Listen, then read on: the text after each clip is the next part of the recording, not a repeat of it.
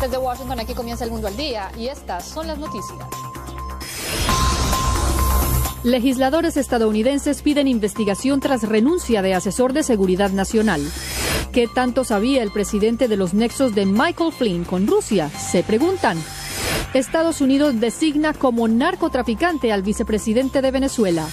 Redadas multiplican temor de inmigrantes en Estados Unidos. Y el regalo de la ciencia para celebrar San Valentín. Desde los estudios de La Voz de América en Washington, este es El Mundo al Día, con Lina Correa. La renuncia del principal asesor de seguridad nacional del presidente Donald Trump desató otra oleada de cuestionamientos en Washington.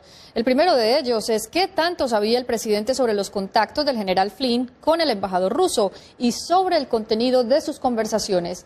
La Casa Blanca le quitó su respaldo al funcionario. El vocero de la Casa Blanca, Sean Spicer, aseguró que el presidente Donald Trump no le pidió a su ex consejero de Seguridad Nacional, Michael Flynn, que discutiera con el embajador ruso las sanciones impuestas por la administración Obama contra el Kremlin. Spicer confirmó que el mandatario fue informado sobre la situación y que pidió la renuncia de Flynn después de que el Consejo de la Casa Blanca investigara los hechos. Llegamos a un punto no basado en una cuestión legal, sino en una cuestión de confianza, en la que el nivel de confianza entre el presidente y el general Flynn se había deteriorado al punto que había que cambiar. Pero la dimisión de Flynn, al conocerse que mintió a funcionarios de la Casa Blanca, ha sido objeto de cuestionamientos por parte de legisladores demócratas, quienes exigen que el general comparezca ante el Congreso y que se establezca una comisión independiente para investigar los posibles nexos entre la administración Trump y el gobierno ruso.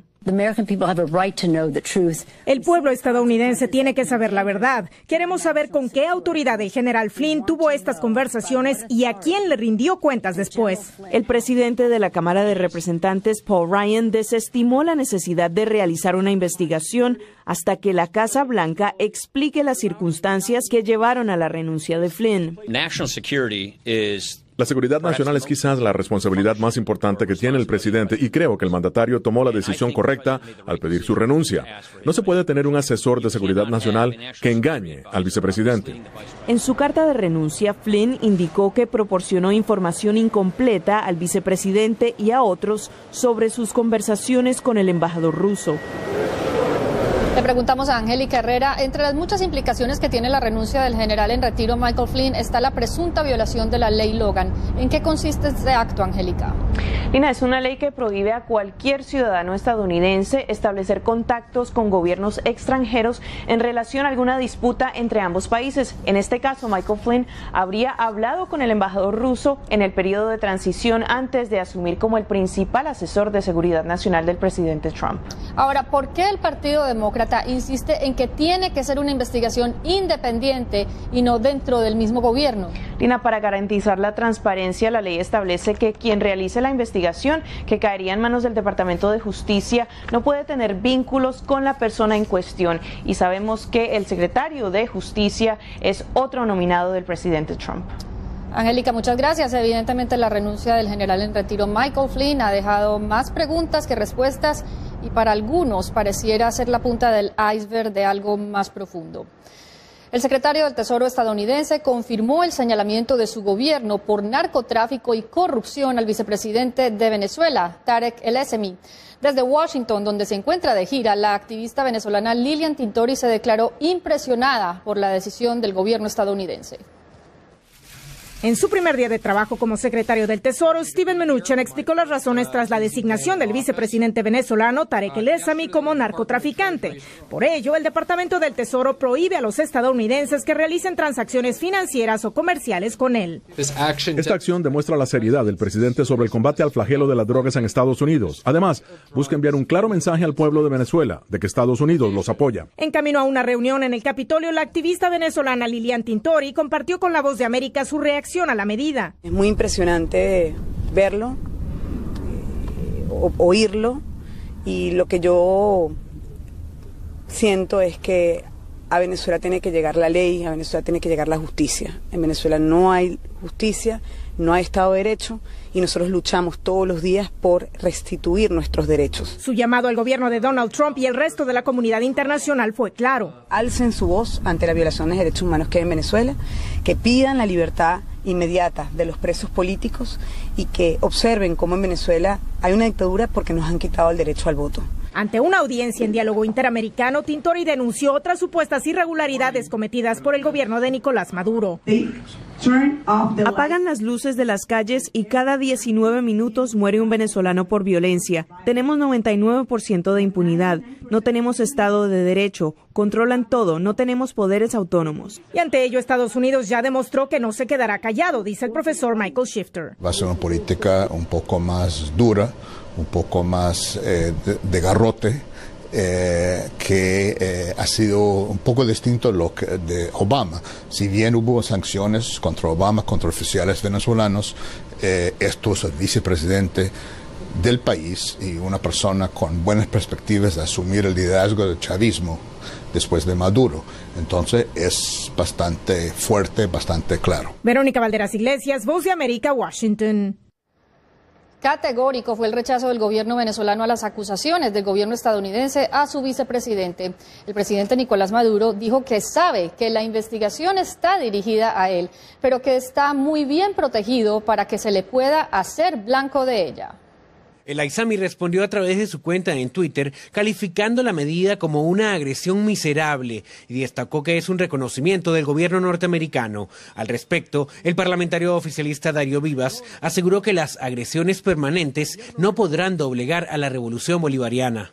Lo estamos viendo ahorita precisamente con la agresión infame, traidora, cobarde del gobierno de los Estados Unidos contra el vicepresidente ejecutivo de la República Bolivariana, Tarek al-Salami. Por su parte, un grupo de venezolanos afectos al gobierno de Nicolás Maduro, desde la denominada Esquina Caliente en Caracas, repudiaron las acusaciones en contra del vicepresidente venezolano Tarek El Aizami. No, bueno, me parece que es una estrategia más de la canalla mediática internacional, de la derecha internacional, para lograr un quiebre en la moral del vicepresidente venezolano. Hasta que no se le pruebe lo contrario, pues lo que ellos están diciendo, el señor sigue siendo inocente. No obstante, el profesor universitario especialista en Derecho Internacional Óscar Arnal, en diálogo con La Voz de América, destacó que las acusaciones son muy graves y ponen al país en un estado de alarma y de peligro. Y evidentemente eso podría ahora calentar muchísimo o recalentar las relaciones entre Venezuela y los Estados Unidos. Lamentablemente la Constitución venezolana prohíbe la extradición de nacionales, o sea, eso es distinto a México, por ejemplo, con lo que ha pasado con el Chapo Guzmán. La medida en contra del vicepresidente venezolano Tarek El Aizami, quien según autoridades estadounidenses tiene una fortuna personal que supera los $3.000 millones, impide su entrada a Estados Unidos y le confisca propiedades en ese país. Álvaro Algarra, Voz de América, Caracas. Más adelante, el miedo se expande entre comunidad inmigrante y lo que la legisladora Debbie Wasserman Schultz le pide a la OEA.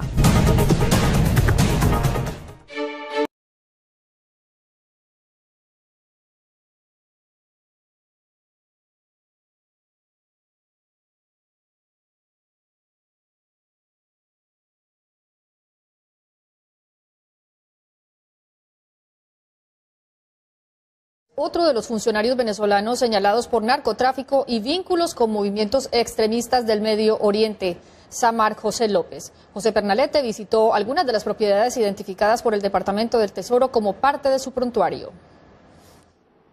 La designación del Departamento del Tesoro de Estados Unidos también incluye al ciudadano venezolano Samar José López Bello, quien según el gobierno estadounidense ha sido testaferro del vicepresidente venezolano y le ha proporcionado apoyo financiero y material para actividades de narcotráfico hacia Estados Unidos. El Tesoro identificó además 13 compañías y activos diversos, propiedad de o controladas por López Bello, en una red que se expande por el Caribe, el Reino Unido, Estados Unidos y Venezuela. Samar López Bello es un economista y empresario de 42 años de edad y registra una propiedad en la codiciada zona financiera de Brickell, en Miami. En este edificio en reconstrucción desde hace varios años funcionaría la empresa 200G PSA Holdings. José Antonio Colina, directivo de la organización Venezolanos Perseguidos Políticos en el Exilio, cree que esta compañía ya no funciona en Estados Unidos. Tenemos conocimiento de que muchas de esas empresas ya no existen, son empresas fantasma y que esas direcciones ya no son las reales y no están existentes. Esta empresa de López Bello está relacionada con la administración de las operaciones de la aeronave modelo Gulfstream 200, cuyo historial público de vuelo indica que operó en Miami el pasado 7 de enero. Otras asociaciones políticas en Estados Unidos aprecian la aplicación de sanciones hacia funcionarios corruptos en Venezuela. De hecho, indican que estas investigaciones se van a extender hacia otras personas. Así lo afirma Ernesto Ackerman, director de la asociación AIVAC. Acuérdate que hay una lista de 69 personas que introdujo el senador Marco Rubio, que tampoco fue escuchado. Esa lista está ahí. José Pernalete, Voz de América, Miami. En entrevista con La Voz de América, la legisladora demócrata Debbie Wasserman Schultz pidió a la OEA acciones sobre Venezuela. La legisladora firmó la carta de carácter bipartidista que requirió a la administración Trump más sanciones a violadores de derechos humanos en ese país. La legisladora demócrata Debbie Wasserman Schultz dijo que los organismos internacionales deben ejercer más presión para lograr una salida pacífica y democrática a la crisis política que aprisiona a Venezuela. Creo que tanto la OEA como el Consejo de Seguridad de Naciones Unidas deben ser utilizados en un intento para forzar a Maduro a renunciar a la corrupción y no permitirle que continúe ahogando la economía y las libertades civiles del país. En una entrevista con La Voz de América, Wasserman Schultz fue contundente al asegurar que los legisladores y funcionarios del gobierno de Trump tienen pruebas de que el vicepresidente de Venezuela, Tarek El Aissami, ha ayudado constantemente a grupos terroristas y narcotraficantes en el continente. Toda la información que tengo lo relaciona con grupos terroristas y narcotraficantes. Lo verdaderamente preocupante es que si se va Maduro del poder, El Aissami tomará la silla presidencial. Eso sería ir de mal en peor.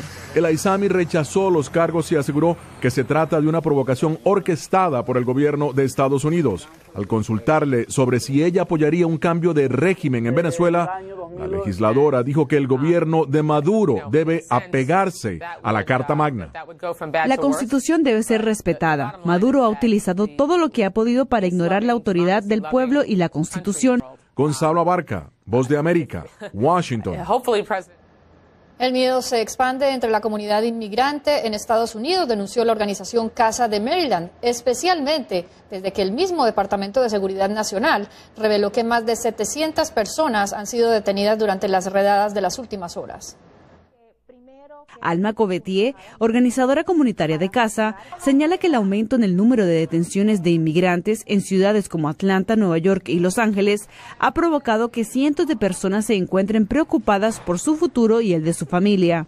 Entonces aumentaron más preguntas, inclusive de personas que tienen su residencia, personas que tienen sus visas, que están aquí legal en el país, que no saben si es seguro viajar o no. Sin embargo, el presidente Donald Trump, a través de su cuenta de Twitter, reiteró que su prioridad es deportar a los criminales. La represión contra criminales ilegales es simplemente el cumplimiento de mi promesa de campaña. Miembros de pandillas, traficantes de drogas y otros están siendo sacados. Posición a la cual se opone Covetier. Entonces decir que los crímenes en este país y la violencia es porque los inmigrantes están aquí y que ahora tenemos todos que convertirnos en policías para estar denunciando a nuestros vecinos, a nuestros amigos. Eso en realidad no está haciendo este país más seguro, lo que lo está haciendo es más inseguro. El Servicio de Inmigración y Control de Aduanas de Estados Unidos dijo que sí hubo un aumento durante esta semana en el número de detenciones en el país. Esto ha generado miedo y descontento entre la comunidad inmigrante indocumentada. Fátima Coreas es beneficiaria de DACA, el decreto del presidente Obama que protege a los que llegaron ilegalmente siendo menores de edad. Sus padres y ella se están preparando para cualquier eventualidad con agentes de inmigración. poquito lamentable saber que este señor está tratando de sacar a nuestra comunidad trabajadora que tiene tanto potencial, que aporta muchísimo a la economía. El secretario de Seguridad Nacional de Estados Unidos, John Kelly, señaló que estas operaciones apuntaron a amenazas a la seguridad pública, como extranjeros criminales convictos y pandilleros, así como individuos que han violado las leyes de inmigración. Cristina Caicedo Smith, Voz de América, Washington. En breve, los tentáculos del escándalo Odebrecht en Perú y lo que se juega Donald Trump frente a Israel.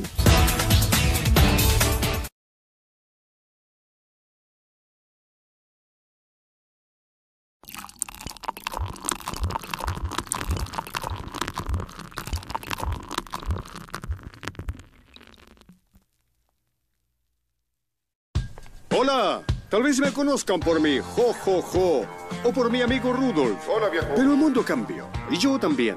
Sígueme. ¿Casita con onda o casita sin onda?